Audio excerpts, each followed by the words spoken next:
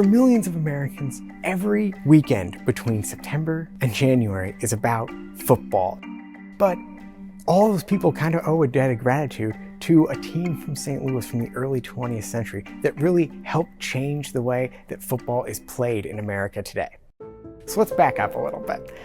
Football starts gaining popularity in the United States in the late 19th century, but it's a much different game than what people today would be expecting. One of the biggest differences is that the only way to advance the ball down the field back then was to run the ball past the line of scrimmage, meaning a running back would take the ball and move it past the line of scrimmage to try to advance the ball downfield.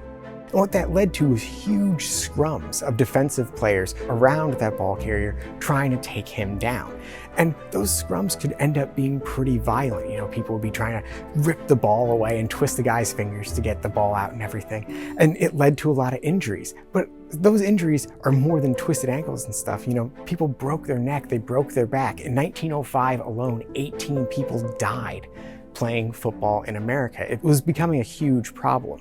And there was activists who were advocating that football should be banned because of the violence of the sport. And of course, there were other people that wanted to try to save football, to find a way to change it to make it a little bit safer. One of those people who supported keeping football around was the president at the time, Teddy Roosevelt. And in 1905, he calls for a conference at the White House from leading football coaches and strategists and people involved in the game to try to come up with some rule changes that could help save football and preserve it into the future.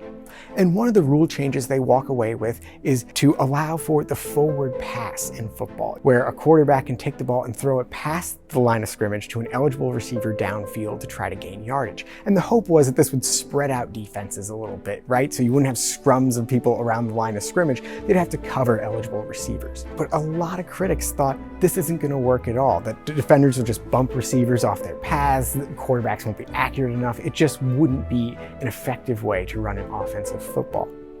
That all changes in September of 1906. That year, in a game on September 5th, St. Louis University quarterback Bradbury Robinson completes the first forward pass in football history. He throws a 20-yard touchdown pass to an eligible receiver named Jack Schneider. And this is not the only forward pass that SLU throws that year.